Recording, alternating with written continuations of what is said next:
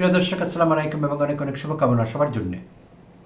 5 August যখন অন্তর্বর্তী সরকার 8 August যখন অন্তর্বর্তী সরকার দায়িত্ব নিল, 5 আগস্ট হাসিনা পালিয়ে গেলেন, বিপ্লব সফল হলো, অভ্যুত্থান সফল হলো। 8 আগস্ট অন্তর্বর্তী সরকারের প্রধান উপদেষ্টা হিসেবে শপথ নিলেন অধ্যাপক ডক্টর মোহাম্মদ ইউনূস।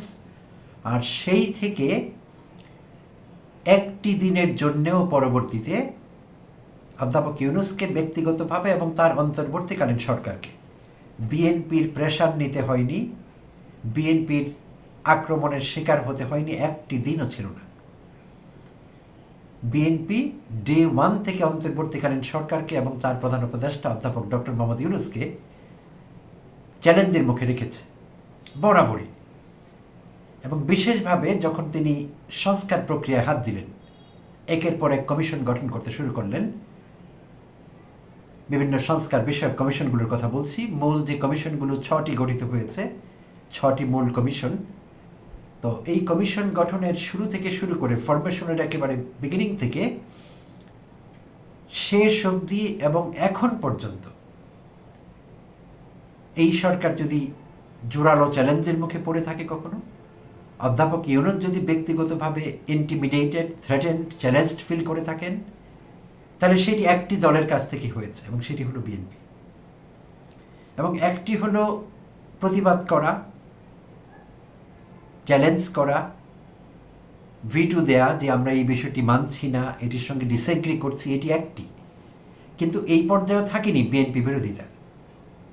বিএনপি দস্তুর মতো চাপ সৃষ্টি করেছে অধ্যাপক ইউনূসের উপর, এবং বিএনপির নেতারা খুচরা বক্তব্য দেওয়া শুরু করলো বিভিন্ন সময়ে। এককভাবে এক এক নেতা এক এক দিন এক এক জায়গায় খুচরা বক্তব্য দিতে শুরু করলো, এবং সেগুলো বক্তব্য না, হুমকি ধমকি। এবং শুধু অন্তর্বর্তীকালীন সরকার বা তার প্রধান উপদেষ্টা তাদেরকেই ধমকির মধ্যে রেখেছে বিএনপি, তা না। রাজনৈতিক প্রতিপক্ষের বিরুদ্ধেও কিছু কথাবার্তা তারা বলতে শুরু করলো। সংস্কার বিষয়ে সবগুলো ইস্যু কিন্তু সংস্কার। তো যারাই ভিন্ন অবস্থানে গিয়েছে বা কেউ বিএনপির এই বিরোধিতার সমালোচনা করেছে, সো তাদেরকে বাজে রকমভাবে আক্রমণাত্মক অবস্থায় পড়তে হলো, এবং বিএনপির নেতাকর্মীরা সেটি করলেন। এবং পরিস্থিতি এতটাই নিয়ন্ত্রণের বাইরে গেল যে জনাব তারেক রহমানকে হস্তক্ষেপ করতে হলো লন্ডনে বসে, এবং তিনি দুলু বুলুদের সতর্ক করলেন কথাবার্তা যাতে তারা আরও সতর্ক হন, শব্দ চয়নে, বাক্য গঠনে, আচরণে। তো কিছুটা কমেছে তারপর থেকে, কিন্তু আগের মতো ব্যাপারটি ওরকম নিয়ন্ত্রণহীন নেই। তারা কিছুটা জেনে বুঝি কথা বলছেন, যদিও মাঝে মাঝে দেখা যাচ্ছে তারা সেই সতর্কবাণী মানছেন না বা ভুলে যাচ্ছেন কিছু সময়ের জন্য। তো তাদের অতিকথন চলছেই। আর যত বেশি তারা কথা বলেছে, বিএনপি দল হিসেবে তত বিব্রত হয়েছে এবং তত তাদের ভোট ব্যাংকে আঘাত লেগেছে। আমি মনে করি না শুধু, এটি সবাই মনে করছে আসলে। তো এই তো গেল, যার যে খুশি তাই বলছিলেন। আমি সম্প্রতি আমার চ্যানেল থেকে ভিডিও দিয়েছি, মির্জা আব্বাস সেদিন এই ডাকসু নির্বাচন নিয়ে খুবই বাজে কথাবার্তা বলছিলেন, আর অনেকেই বলেছে বিএনপির। তো এখন গতকাল ঢাকায় সিনেট মিলনায়তনে একটি আলোচনা সভা অনুষ্ঠিত হচ্ছিল, আর সেটি আয়োজন করেছিল সেন্টার ফর গভর্নেন্স স্টাডিজ। এটি একটি think tank, CGS, centre for governance studies. আর সিনেট মিলনায়তনে এই সিজিএস আয়োজিত যে সংলাপটি হচ্ছিল, সেটি ছিল গণতান্ত্রিক পুনর্গঠনের জন্য সংলাপ। তো সেখানে এক পর্যায়ে বক্তব্য রাখলেন বিএনপির স্থায়ী কমিটির সদস্য ডক্টর আব্দুল মঈন খান। তো বিএনপির যে কজন লেখাপড়া জানা বা দেশে বিদেশে বিএনপিকে রিপ্রেজেন্ট করবার ক্ষমতা রাখেন, যোগ্যতা রাখেন, যে কোনো ফোরামে কথা বলার যোগ্যতা রাখেন, দেশে কিংবা বিদেশে, তাদের মধ্যে একজন কিন্তু ডক্টর মঈন খান। তো শুধু বিএনপির মধ্যে না, বিএনপির বাইরেরও যারা বিএনপি করেন না, তাদের মধ্যেও মঈন খানের একটা গ্রহণযোগ্যতা আছে। তো গতকাল মঈন খান যেই বক্তব্য সেখানে রাখলেন, আমি বিস্মিত হয়েছি। আমি ভাবতেই পারিনি যে ডক্টর আব্দুল মঈন খান এই বক্তব্য রাখছেন, আমি মেলাতেই পারছি না। তো প্রিয় দর্শক, আপনাদের সঙ্গে শেয়ার করব তিনি এক্স্যাক্টলি কী বলছিলেন সেখানে, এবং তার কথার মধ্যে মির্জা আব্বাসের কথা, দুলু বুলুদের কথার মধ্যে আমি তেমন কোনো পার্থক্য খুঁজে পাইনি গতকালকের বক্তব্যে। আমি অবাক হয়েছি। তো শেয়ার করছি তিনি কি বক্তব্য রাখছিলেন এবং কি বলছিলেন, কেন আমি এতটা বিস্মিত। তিনি বলছিলেন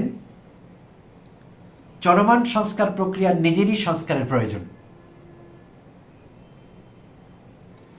তার এই বক্তব্যের পক্ষে যুক্তি তুলে ধরে তিনি বলেন 1 বছর ধরে সংস্কার প্রক্রিয়া চলমান থাকলেও কোনো ধরনের সমাধানে পৌঁছতে পারছেন না। মূলত কমিশন প্রথাগত পদ্ধতি থেকে বের হতে পারছে না বলে কোনো সমাধান আসছে না। আচ্ছা, তিনি আরও বললেন, আওয়ামী লীগের সমালোচনা করলেন এক পর্যায়ে। আমি তার কথাটা বিশ্লেষণে আসবো একটু পরেই, তিনি যা বলেছেন সেটাকে শেষ করে ফেলি। তো একই বক্তব্যে তিনি আওয়ামী লীগের সমালোচনা করে বলছিলেন আমাদের উপর জোর করে একটা একনায়কতন্ত্র চাপিয়ে দেওয়ার চেষ্টা হয়েছিল যে বাংলাদেশের সবাইকে একইভাবে চিন্তা করতে হবে। তিনি হাসিনাকে রেফার করছেন, অর্থাৎ হাসিনার মত মুজিববাদ, জয় বাংলা, সবাইকে এক মতবাদে যেতে হবে। হাসিনা এটি চাইছিলেন এবং এটি এক ধরনের একনায়কতন্ত্র। আচ্ছা, চাপিয়ে দেওয়ার চেষ্টা হয়েছিল, কোনো ভিন্ন মত থাকতে পারবে না। হ্যাঁ, হাসিনা তাই চেয়েছিলেন, আমি তার সঙ্গে একমত। আজকেও কি সবাইকে ঐকমত্যে নিয়ে এসে আমরা গণতন্ত্র উদযাপন করব? এবার তিনি কথা বলছেন অন্তর্বর্তীকালীন সরকারের সংস্কার কমিশনগুলোর সমন্বয়ক বডি জাতীয় ঐকমত্য কমিশনের দিকে ইঙ্গিত করছেন। তিনি বলছেন আজকেও কি সবাইকে ঐকমত্যে নিয়ে এসে আমরা গণতন্ত্র উদযাপন করব? আচ্ছা, সার্কাস্টিক ওয়েতে কথাটি বলছেন, শ্লেষাত্মক ভঙ্গিতে। আচ্ছা, আমি এই ধারণায় বিশ্বাস করি না।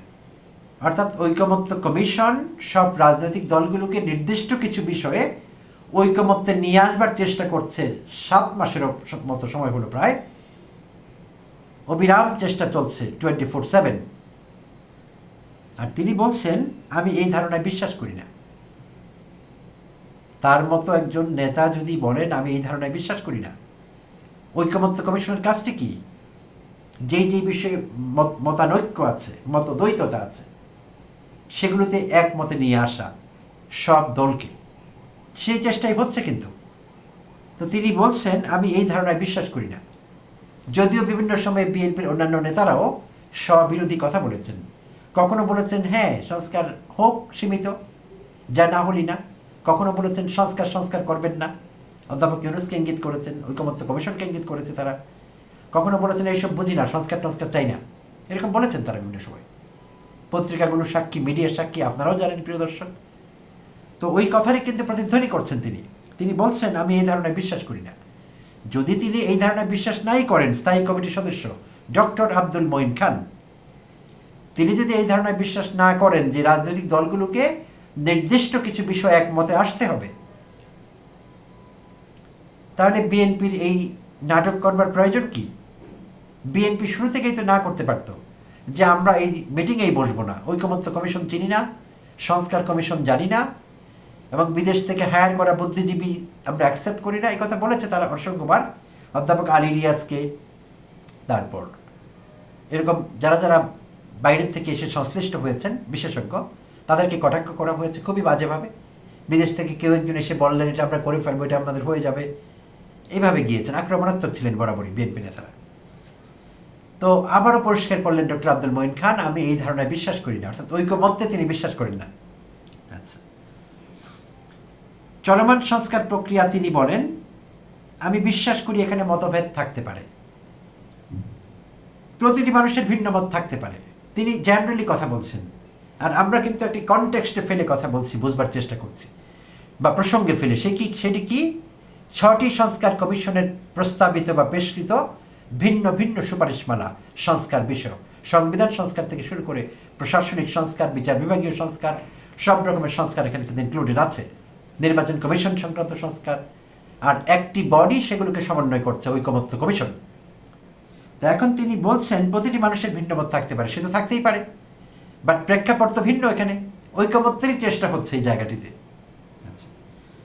এই বৈচিত্র্যকে ধারণ করতে না পারলে আমি বিশ্বাস করি না যে গণতান্ত্রিক প্রক্রিয়া কাজ করবে। এখানে তো বৈচিত্র্য কমাবার জন্য চেষ্টা করা হচ্ছে, জায়গাটি তো ওটি। আচ্ছা, ইংরেজিতে একটা প্রবাদ উল্লেখ করে মঈন খান বলেন ইউনিটি ইন ডাইভার্সিটি, বৈচিত্র্যই ঐক্য। এটি কোনো প্রবাদ না আসলে, আমি দুঃখিত, আমি ডিসএগ্রি করছি। এটি একটি স্লোগান লোকেরা আবিষ্কার করেছে পশ্চিমীরা, ইউনিটি ইন ডাইভার্সিটি, অর্থাৎ যেখানেই বৈচিত্র্য থাকবে, বিচিত্রতা থাকবে, এই সব কিছুকে এক করে নিয়ে আমরা ইউনাইটেড থাকব। বৈচিত্র্য থাকবে কিন্তু তা সত্ত্বেও ইউনাইটেড থাকব। ইউনিটি ইন ডাইভার্সিটি, ইন্টারন্যাশনালি এই টার্মটি বা স্লোগানটি আজকাল বহুল ব্যবহৃত হচ্ছে। এটি কোনো প্রবাদ বাক্য না, I am sorry to say that. আচ্ছা, সব কাগজে সই করব, সব কিছু বাস্তবায়ন করব, সংবিধান ছুঁড়ে ফেলব, নতুন সংবিধান করব, এগুলো যদি স্বাভাবিক প্রক্রিয়া আসবে। স্বাভাবিক প্রক্রিয়ায় কখনো এগুলো আসে? এগুলো করতে হয়, সংবিধান নিজেদের বদলাতে হয়, সংশোধনী নিজেদের করতে হয়, উপর থেকে আসে না তো এগুলো। এগুলো তো কোনো ওহি না যে উপর থেকে নাজিল হবে, ঐশী কোনো বিষয় না, এগুলো ডিভাইন কিছু না। আচ্ছা, কিন্তু জোর করে কারো উপর চাপিয়ে দেওয়ার দরকার নেই। এটা তো জোর করবার কোনো বিষয় না, ঐকমত্যে আনবার চেষ্টা হচ্ছে, অনেক বিষয় ঐকমত্য হয়েছেও। আচ্ছা,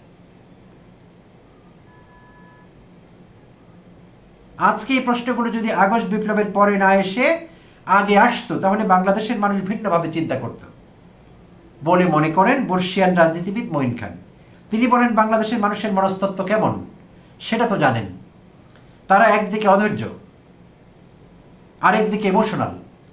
এই দুটো জিনিস এক হয়ে গেলে তখন মারাত্মক পরিস্থিতির সৃষ্টি হতে পারে, সেটা হয়েছেও। অন্তর্বর্তী সরকারের বাংলাদেশের 18 কোটি মানুষের উপর আস্থা রাখা উচিত বলে মন্তব্য করেন মঈন খান। তিনি বলেন এই আস্থাটা কিন্তু পারস্পরিক। আজকে সরকার যে একটা কনভেনশনাল সংস্কার প্রক্রিয়া অনুসরণ করে এসেছে এবং সর্বশেষে কোনো সমাধানে আসতে পারছে না, তার মূল কারণ হচ্ছে তারা কনভেনশন থেকে বেরিয়ে আসতে পারছে না। তিনি বুঝাতে চাইছেন তারা প্রথা থেকে বেরিয়ে আসতে পারছে না, প্রথাগত বিষয় থেকে বেরিয়ে আসতে পারছে না। আচ্ছা, সে কারণে আমি বলছি সংস্কার প্রক্রিয়াকে সংস্কার করা প্রয়োজন। আচ্ছা,